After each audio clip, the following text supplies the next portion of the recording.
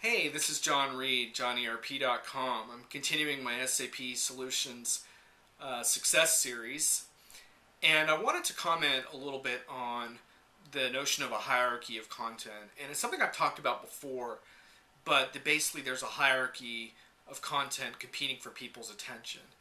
What it comes down to is this: with everyone pinging us right and left on cell phones and Facebooks and now Google Pluses and what have you, our attention spans are really limited, and we're very time strapped, and we're looking for stuff that's totally relevant. So the standard of what we're going to spend time with content wise continues to go up.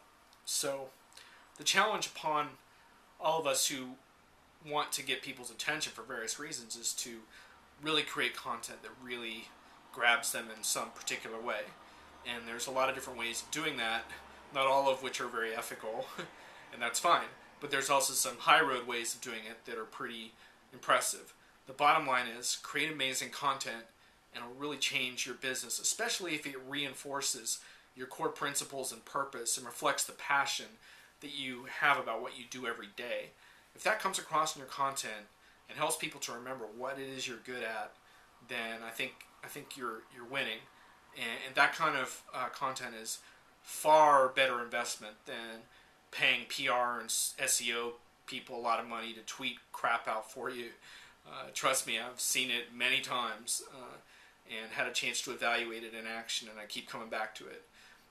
But the one thing I did want to talk about briefly is that I think it was a Google Plus webinar I was watching with some folks from Google being interviewed, but we're talking specifically about the Hangouts feature on Google Plus, which is essentially taking live video conferencing to a whole nother level of collaboration and kind of informal chemistry, and it's pretty cool. You should definitely check it out. But there's a bigger message behind it, which is that the real slam dunk in the media world is to develop a culture around your brand and develop kind of a fanatical loyalty to what it is you do. That's a really, really difficult thing to pull off. Not only do you have to have a good story and great products, but people have to feel some type of affinity for you, some type of rooting interest. I mean, obviously Apple's sort of the classic example of this right now, where people feel such a passion for those products, and I think a real affinity for the company in certain ways. And you could make the argument their social strategy is not even very good, but it doesn't matter. People care so much about what they're doing that they do the social work for Apple. And that's the ultimate loyalty, is sort of building that culture around the brand. So that's not an easy thing to achieve. And I've seen a lot of companies that are having a lot of success right now who haven't succeeded in creating that level of connection. But if you're aspiring to that, how would you begin to go about it? Would an email newsletter pull the trick, even if it was really high quality? I don't think so. Would informative videos on YouTube about your product pull a trick? Probably not.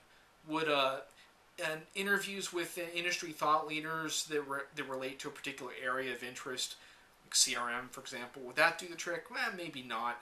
Those are all good things, and those are all going to help you in different ways. But will it create that brand affinity?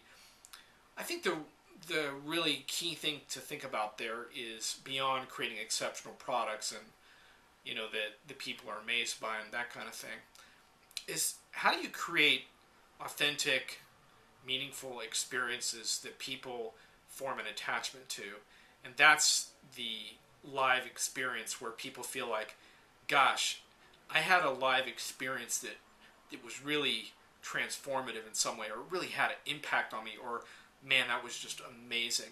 You see that some in conferences, like for example, in the SAP world, TechEd is that kind of conference where people are like, I can't wait for TechEd, I can't wait for it. And SAP's really succeeded in making TechEd that kind of experience. And some of my friends, they're just going to combust inside if they don't get to Las Vegas pretty soon. And so SAP didn't really force them to do anything, but they're tweeting about that anyway.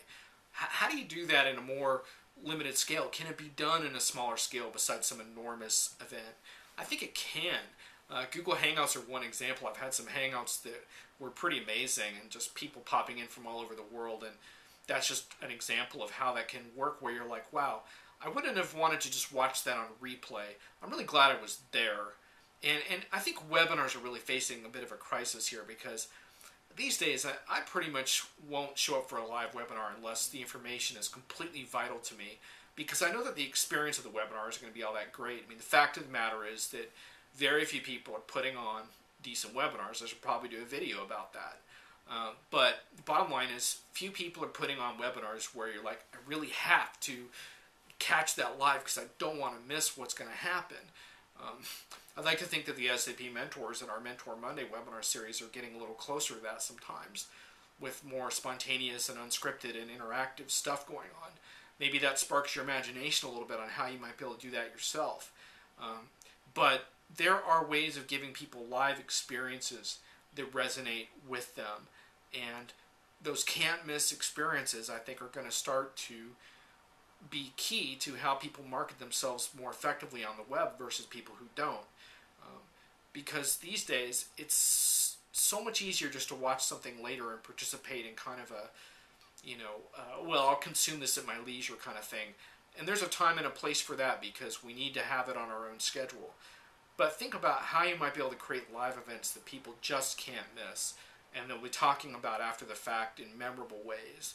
And as you think about that, I think that raises the bar a little bit in terms of content, because then you're talking about creating a culture around your product. And once you do that, the whole social equation changes, and the whole way in which your product works changes, because then so much of the marketing is happening for you that you can really focus on the challenge of creating the latest and greatest version of your product, and how you're going to convert the leads that are coming in and qualify them appropriately.